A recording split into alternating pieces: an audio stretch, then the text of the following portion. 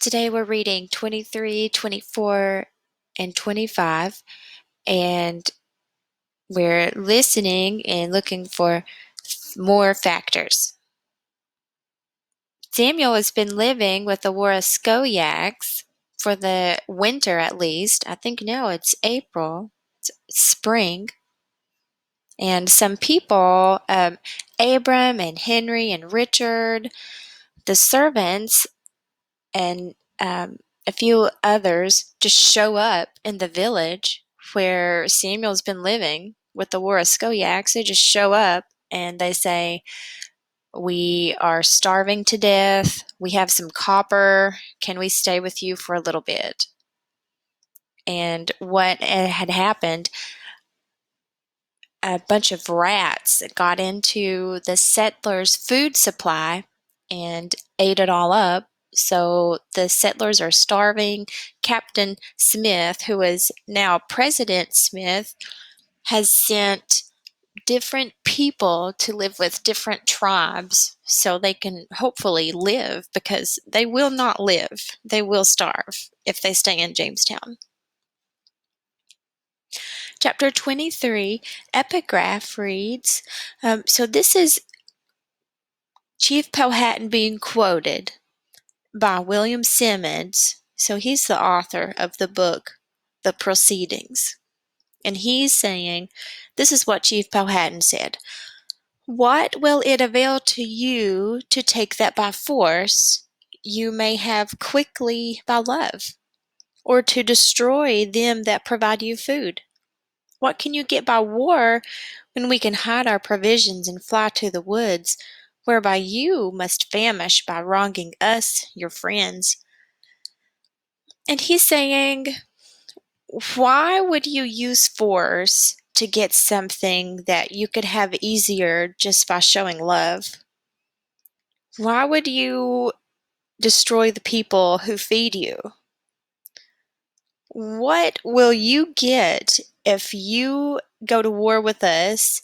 We hide all of our stuff and just run to the woods because we know how to survive in the woods and you don't. You will surely famish. You will not survive by wronging us. We've been your friends. If trouble can multiply like rats and grain, then that is what our troubles do in 1609. By midsummer, Captain Smith sends word to the Waraskoyak village that we are to return to Jamestown. A ship has arrived, so there's food. There is also much work to be done. We need to build houses for new colonists. When I get to Jamestown, I am stunned by what I see.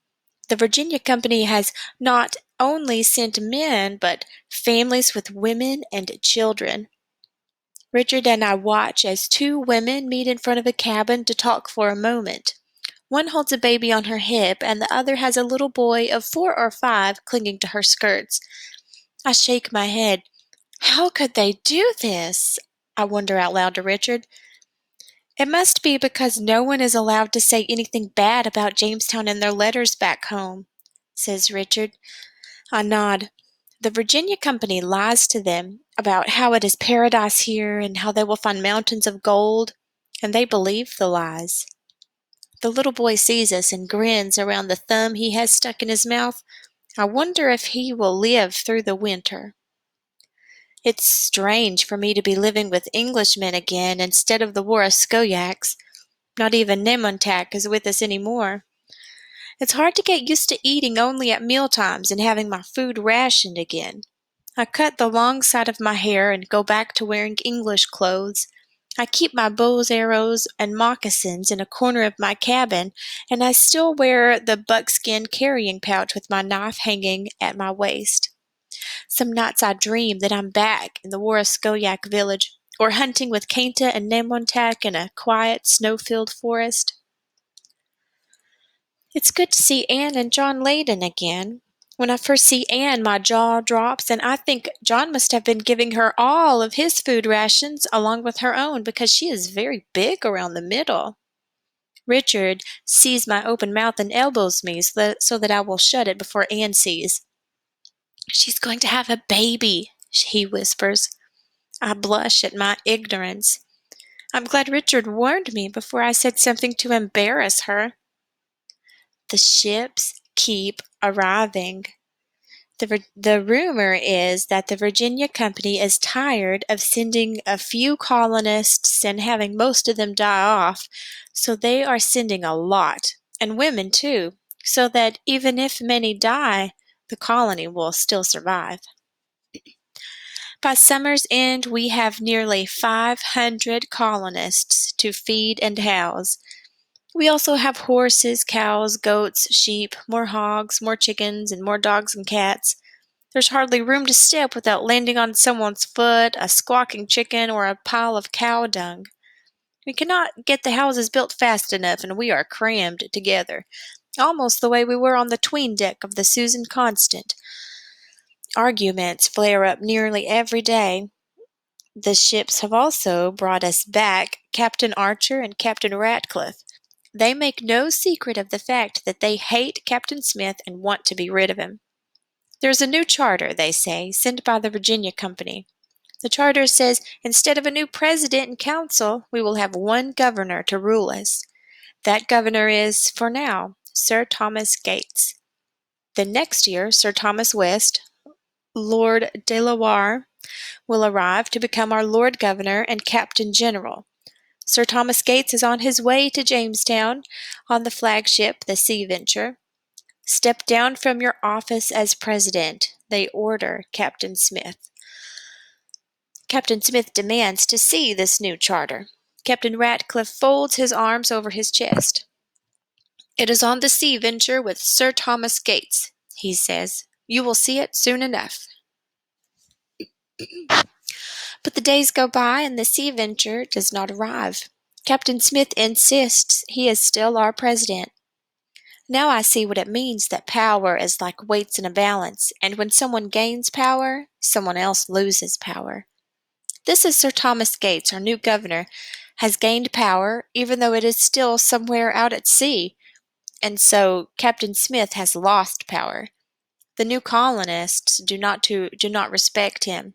When he tries to explain our delicate relationship with the Indians, how we trade and work to keep a fragile peace, they scoff at him. Those savages will understand the power in a musket. That's all they need to know, they say. The day I see smoke rising over the treetops, I know something has gone terribly wrong. Two of the new settlers come straggling into the fort, dragging wooden clubs, their faces smudged with soot. Did you see that savage's expression when I lit up his house? One man asks the other. He makes a mock terrified face and then takes a few running steps as if he's escaping something. Ha! And look at this, the other man says. I found it in a house with a bunch of bones, as if the dead men could take it all with them. He pours out the contents of a sack. Necklaces of shiny beads, copper, and tiny beautiful shells go scattering over the ground. I stare in horror. They have robbed the Indians' temples, taken the jewels from the bodies of their dead werewances, set their houses on fire. How many do you think we killed? One is asking the other, holding up his club and examining it. My legs go weak. The club is stained with blood. I don't stay to hear the answer, but run to Captain Smith's cabin. My throat is tight with rage, but I choke out the words. The new settlers, I say. They're killing and burning the... Captain Smith marches to where the two men are still gloating, telling of their escapades to anyone who will listen. Captain Smith's glowering eyes silence the men at once. He demands to hear it all, and the men sheepishly give a full account. A group of our colonists have burned the natives' houses, stolen from their gardens, robbed valuables from their temples, beat the people with clubs, and shot them with muskets. The natives have become furious and killed some of our colonists. And so the Englishmen feel they have the right to do more killing and burning and stealing. I want to shout at them. How could they do this? They don't care that the natives have saved us from starvation over and over again. They don't care that Chief Powhatan himself saved us from freezing and hunger when all our houses burned. They have no hearts, only pride and a feeling that they are superior. They say the natives are savages, but in truth, these ignorant Englishmen are the savages. Captain Smith is as angry as I am. "Are you trying to start an all-out war with the natives?" he shouts. "With 10,000 of them and a few hundred of us? Are you insane?" I can see it in his eyes, the fury and the rage. He wants to punch something, beat someone's face in, punish the men who have done this. Then I see him do the same thing he did so long ago on the ship the day Master Wingfield ordered him arrested. He narrows his eyes. He must be focusing his anger, I think. He is devising a plan to try to change all of this. "I will go up the river and talk to the tribes these men have wronged," he says. "I will work to make peace again. If I do not, it could be the end of our settlement." Captain Smith gathers a few men to sail upriver with him in the shallop. He chooses men who have been here since the beginning. Then two of the new settlers, both gentlemen, tell him how much they want to help make peace with the Powhatans. They badger Captain Smith to take them along. Finally, he relents. I think these two gentlemen just want to get away from our crowded fort and go exploring. Then a new thought strikes me. What if they are not just bored young men who want an adventure? What if they're under the influence of Captain Ratcliffe, Captain Archer, and the others who hate Captain Smith? What if they plan to do him harm? The morning they leave, I watch the shallop sail away. There are 6 of them in the boat, and I am glad to see that 3 of the men are Captain Smith's trusted friends. Still, the uneasy feeling does not leave me.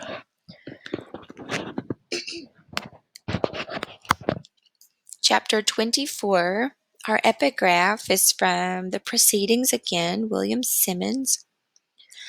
The epigraph reads, "Sleeping in his boat, accidentally, someone fired his powder bag, which tore the flesh from his body and thighs 9 or 10 inches square, and in a most pitiful manner. But to quench the tormenting fire, frying him in his clothes, he leaped overboard into the deep river. Ere they could recover him, he was near drowned." And this means while someone was sleeping in his boat, somehow some fire got to his powder bag, his gunpowder bag. That's an explosive, and it blew off the skin from his body and his thighs 9 or 10 inches square. So that's 9 or 10 inches tall and 9 or 10 inches wide in a square shape, in a most pitiful manner. But to quench the tormenting fire frying him in his clothes, so to put out the fire, he jumped overboard into the deep river, and when they finally recovered him, he was almost drowned. Sounds terrible.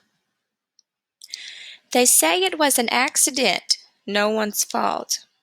Captain Smith lay down in the boat to take a nap. He was still wearing his powder bag.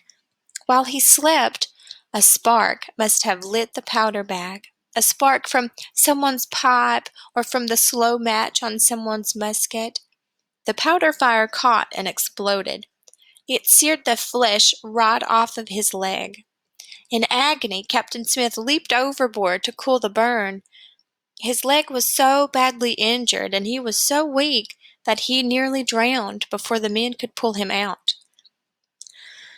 When Captain Smith comes back to us, he is crazed with pain, moaning in a delirium. The three men carry him into a fort. The flesh on his thigh is burned black and red, and the skin hanging ragged and oozing. He is our fallen leader, and he has fallen all the way down. The doctor gives Captain Smith medicine to ease the terrible pain, and it makes him sleep the most of the day. When he is awake, I bring him food and water. When the doctor changes his bandages, I give Captain Smith the handle of a wooden spoon to bite on so that he can endure the pain. I am surprised he has not bitten through the wood yet. It is awful to see him in so much agony. I wash his bandages, rinsing out the blood and ooze, and hang them to dry. Ugh. One of the soldiers tells me that before he was injured, Captain Smith was able to make peace with Parahunt, the werewolves of a village that has been ransacked by our colonists. But, the soldier confides in me, the peace cannot last. There has been too much killing on both sides, and everyone is too angry. One day I bring Captain Smith a drink of water. As I help him to sit up, he goes pale, and beads of sweat break out on his face. I hold the goblet in case he blacks out. They have cut off my hands and cut out my tongue, he says in a hoarse whisper. I shake my head. I don't know if he's fully awake or in a delirium. I want to tell him that he still has his hands and tongue. But, sir, go get Richard, he says. I run down to the river where Richard is repairing fish nets. Richard, I call out, come quickly. He splashes through the water to meet me. I am panting, out of breath. What is it? Is it Captain Smith? He asks. No, he's not died. He is saying strange things. He asked for you. We both run up the riverbank to the fort, and we enter the cabin quietly. Sir, we're both here, me and Richard, I say. Good, he says without opening his eyes. He takes a deep breath as if he is gathering his strength. They have taken away my power here, he says. I can no longer use my hands and my words to help the colony. There is nothing more I can do. I will return to England. His words hit me like a punch in the stomach. Return to England? Richard, he says, and Richard stands up straighter. You will accompany me to England. I saw how you cared for Reverend Hunt in his illness, and I know you will do the same for me. We will leave with the next departing ship. Samuel, he says. He opens his eyes and turns his head to look at me. You are one of the few original settlers left alive. I chose you for a reason. I knew how hard it would be here in the New World, and that only the toughest and strongest would survive.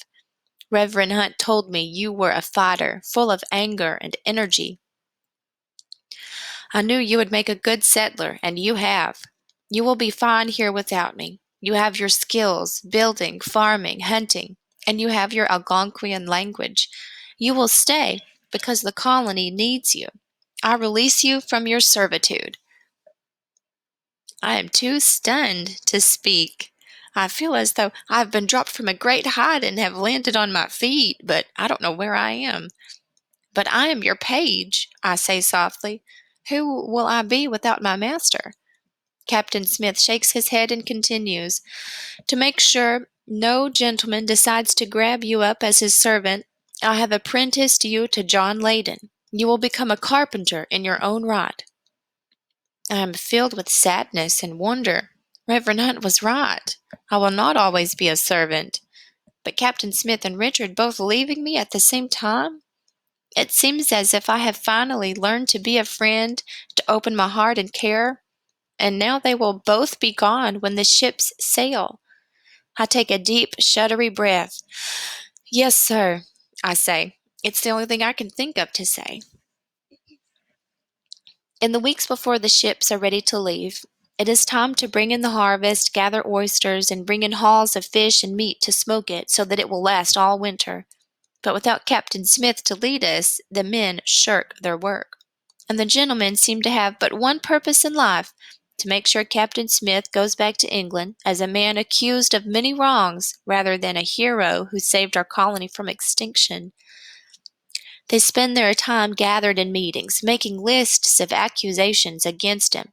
They do not even realize that Captain Smith's last act, making peace with Parahunt, has saved their skins, for now. I feel as if there is a noose closing in around Jamestown, ready to strangle all of us here. Chief Powhatan is angry about the coronation fiasco. The new settlers have attacked Indian villages and made enemies where we used to have friends. We have too many settlers to feed, yet hardly anyone is working to store food for the winter, and we are about to lose Captain Smith. I can see why Captain Smith wants to take Richard with him. Truly, only the strongest and toughest will survive what is coming. I wonder if I have what it takes. There is one bright spot in all of this. Anne Layden will soon have her baby. She is happy to have the other women here now, including a midwife, and children to hold and admire as she waits for her own to arrive. It will be the first child born in our colony. Anne says if it is a girl, they will name her Virginia. I have learned something important from Reverend Hunt. When I lose someone, I should not close my heart to everyone, but should find someone else to fill the empty place. Captain Smith and Richard will soon leave, but I will still have my friends living nearby, Namontack, Cainta, and Pocahontas. And here in Jamestown, Anne and John Layden are becoming like my new family.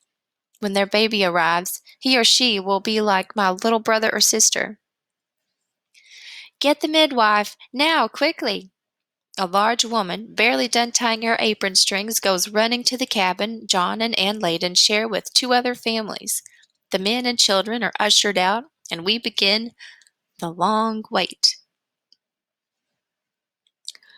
John Layden paces, his face in a mask of worry. She'll be all right, I tell him, but I know that birthing kills so many women and babies that John has reason to worry. The hours tick by. I go to chop some wood, then come back and wait with John. We hear screams from the cabin, Anne crying out in the pain of childbirth. Finally, we hear the lusty wail of a newborn baby. John runs to the door of his cabin and pounds on it. Let me in, he demands. You wait, the midwife calls back to him, and then you can see your baby girl. John laughs and cries at the same time. It's a girl, he exclaims. The baby is alive and it's a girl. Then his face darkens and he pounds on the door again. And what of my wife? He shouts. Is she well? Yes, yes, she was brave and she is well, the midwife announces. John groans with relief. They're both alive, he says, almost incredulous. My wife and my baby girl.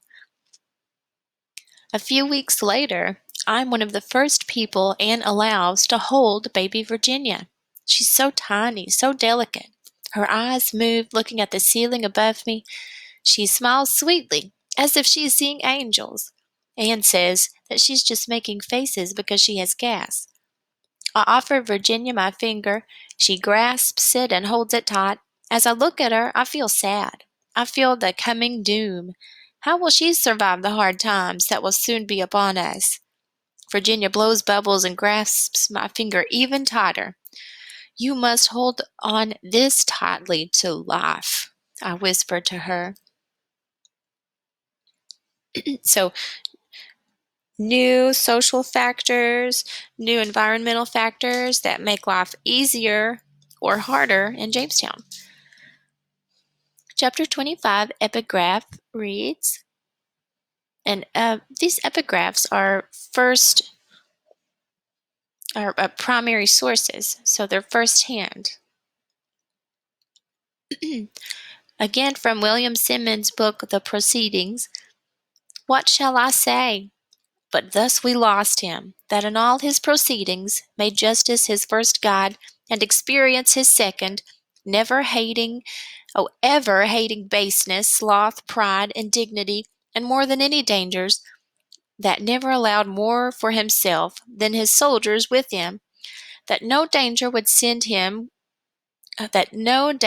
he would send them where he would not lead them himself, that would never see us want what he had or could by any means get us, whose adventures were our lives and whose losses our deaths. Okay, so this is saying, like, what can I say? Now we've lost him and everything that he did. He made justice number one in his life, and he made his experience and knowledge second. He hated for people to be mean and rude and lazy and prideful and indignified. He hated for people to act indignified more than anything. He never took more for himself than his soldiers got. He would never send anyone into danger unless he would be willing to go into danger. He would never leave us to want for something that he had or that something that he could get us. His adventures brought us life, and when we lost him, it was like our death. The day the ships are to leave, I go to Captain Smith's cabin to help him gather his belongings. He's able to take a few painful steps with a cane now, but it is still hard for him to get around. Everyone says he's returning to England to get better medicine than we have here, but I know he would stay if he had not been robbed of his authority and his power to help our colony. Captain Smith holds 2 strings of beads in his hands. They are a new kind, blue, with intricate designs made by layers in the glass. They are worth a fortune in trading because the Indians prize them so much. He looks at the beads sadly. I will not need these for now, he says. He holds them out for me to take. Use them to trade this winter when the hunger sets in. I'm stunned. I have never before touched these New World diamonds. As a servant, I did not feel I had the right to. Now I am no longer a servant. Slowly, I take the beads from him. They feel cold and smooth in my hand. I tuck them into the buckskin carrying pouch hanging at my waist. Captain Smith looks at me. Samuel, it will not be easy here. Things will happen that will make you angry. But do not let your anger get the best of you. Channel it. Let it give you strength for what you can do to change things, to make things better. Do you understand? I nod. I have watched him do this over and over, the shifting of anger into calm action. I understand, I tell him. He looks around the cabin as if he is wanting to remember it always. My throat is tight with tears, but I will not let them fall. I remember the first time I saw Captain Smith on the docks at Blackwall, how strong and brash he seemed. I remember I hated the idea of serving him and learning from him. Then I think of how much I have learned from him, how much I have changed because of him. I search for the right words to say what I feel, but I can't find them. I'm sorry to see you go, sir, I say finally. Captain Smith stands a little straighter. I'll be back, he assures me. I am not done with Jamestown yet. Then he does something that surprises me almost as much as the beads. He reaches out his hand to shake mine, as if I am his equal, as if I am a man. His hand is leather and calloused from the hard work he has done here. So is mine, I suppose. We shake hands heartily. Have a good voyage, sir, I say. We begin the slow, painful walk to the ships, him with his cane and me carrying a sack of his belongings. I want to find you alive and well when I return, Samuel, he says good-naturedly. No starving, no dying from the summer sickness, no getting shot full of arrows. I grin. Yes, sir, I say. His orders suit me just fine. John Leyden joins us and gives Captain Smith a strong shoulder to lean on as he struggles to walk. You have been a just leader, Captain, he says. What will we do without you? My experienced settlers know a thing or two about survival, Captain Smith says. Maybe these newcomers will learn from you. Others join us until we are a small knot of men walking slowly out the fort gates and down to the river. The men each have something to say. You are the best president we ever had, sir. You did more work than any of those gentlemen. Who will trade with the natives with you gone, sir? Have a safe journey, Captain Smith. The longboats are already making their trips back and forth to the mother ships. Richard is there waiting for his turn. He was still asleep when I left the cabin this morning, so this is the first I've had a chance to talk to him. Samuel, he calls me as I approach. Are you sure you don't want to come? Think of all you're missing. The seasickness, the rats, the storms, week after week, and the nice dark 'tween deck. I take a deep breath as if I am savoring my memory of the journey. Ah, the stench, and the way the slop bucket sloshed all over the place in rough seas. I touch my hand to my heart. I will miss it. Richard laughs. Maybe you should come back with us, he says. You can be an actor in one of Master Shakespeare's new plays. There are plenty of good things I can think of about England. Fields of heather blooming in the countryside, London's busy, exciting streets, the chance to visit my mom's grave. But I will stay here in Jamestown. I touch the beads through the soft buckskin of my carrying pouch. I suppose you'll miss me terribly, too, I say to Richard, continuing the foolery. Who will you have fist fights with if I'm not there? He crosses his arms over his chest, and we just look at each other. The truth is, I will miss him terribly. Richard, get yourself in that longboat or you're staying here, Henry shouts. He's helping with the launch and has no patience. There's no time for long goodbyes. I ball up my fist and tap my chest, then my forehead, then Richard's chest and his forehead. Goodbye, friend, I say. Captain Smith and Richard ride the longboat to the ship. It is not easy for Captain Smith to climb the rope ladder to the deck, but Richard has some of the sailors help him, and he makes it. They turn for one last look at the Virginia shoreline and our fort and the group of us waving to them. Then they are ushered below to the 'tween deck for the long journey home. Soon after Captain Smith leaves, it is clear that we don't have nearly enough food to get us through the winter. When Chief Powhatan sends word that he will trade for corn, Captain Ratcliffe goes strutting around the fort, full of his own importance. I will take 50 men, he announces. We have piles of copper and beads, and we'll bring back plenty of corn to feed everyone. Captain Smith was not the only man skilled in trading. You will see how quickly we forget he was ever here. The new colonists are happy. They trust Captain Ratcliffe, and they feel confident we'll be eating well all winter. But I still see that noose ready to strangle our colony. Then something happens that does give me hope. Hope for me and John Layden and his family. Master Percy says he will build a fort at Point Comfort, about 30 miles downriver from Jamestown, near where the river meets the Chesapeake Bay. From there, we'll be able to protect Jamestown from a Spanish invasion. We'll stop the Spanish ships before they even enter the river. Soldiers will work to pile up dirt and mount artillery. John Layden and I are being sent to build cabins for the fort. We will call our fort Algernon. I fear what will happen in Jamestown this winter with its overcrowding and lack of food. And Jamestown is the heart of our colony. I believe that if the natives attack, it is Jamestown they will attack. But at Point Comfort, we will have about 30 men to feed. We'll have our own hogs, fish to catch, and oysters to dig.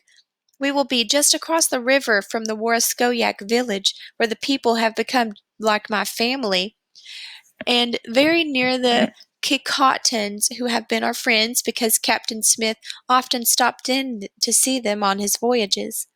I have the blue beads and my Algonquian words, and I'll be very glad to spend the winter at Point Comfort instead of Jamestown. I happily gather up my belongings for the move to Point Comfort, then I go to the Layden's cabin to offer to help them pack. When I enter the cabin, John is packing up his carpentry tools. Anne is sleeping quietly, watching him, while the baby, Virginia, sleeps in her cradle. Are you already packed? I ask Anne. She looks down and shakes her head. John doesn't even glance at me. I frown. Why not? I ask. The barge will leave tomorrow morning. She isn't coming, John says quietly. What? I blurt out. But you have to come. No, I do not, Anne informs me. I finally have lots of other women here to talk to and help me with the baby. And I want to stay safe within the Palisades, not there in the open, unprotected from the Indians. John will come to visit me whenever he can. I will stay here in Jamestown. I sputter, not believing what I'm hearing. It is much safer at Point Comfort, I tell her. Our neighbors are the Kicotans, our friends, and the Waraskoyaks. I know everyone in the village by name. I can trade if we run short of food. Anne shakes her head. I've made up my mind, she says. You won't be safe within the palisade, I insist. The new settlers have made war with the Powhatans. John, tell her what it was like when we first got here, how we couldn't even step outside the palisade to hunt without being shot at and men starved. John stops working for a moment. I told her, he says. She is stubborn and knows what she wants. Then order her to leave Jamestown, I nearly shouted. John looks up at me, one eyebrow raised. I realize that I have said a stupid thing. It is not in his nature to order his wife to do something against her will. She wants to stay with the other women, he says. I won't take that away from her. Anne crosses her arms over her chest and gives me a self-satisfied look. Besides, she says, our leaders are not at war with the Powhatans. Chief Powhatan just invited Captain Ratcliffe to come to Werowocomoco to trade. They will have a feast and entertain them with dances, just like you told me about. And they'll come back with lots of corn. We will have all we need to eat in Jamestown this winter, and we won't even have to go out of the palisade. I want to grab her and shake her, shout into her face, there is no safety in Jamestown. I'm seething with anger. Why can't they see? Why won't they listen to me? I want to punch something. I ball up my fist, ready to slug the wall.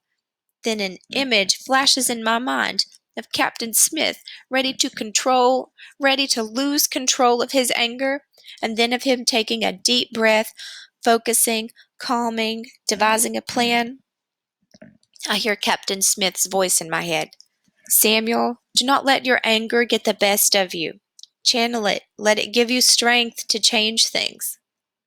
I take a breath, try to calm the fury inside me. I walk over to the cradle where baby Virginia is sleeping.